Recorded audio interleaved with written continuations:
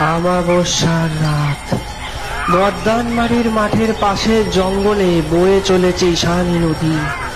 কোথায় বাজছে এত ধামসা মাদল?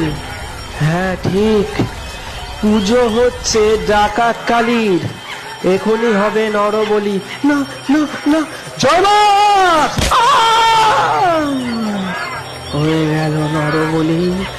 এবার ডাকাতরা বেরোবে ডাকাতিতে। সে আজ থেকে বহু বছর আগের কথা।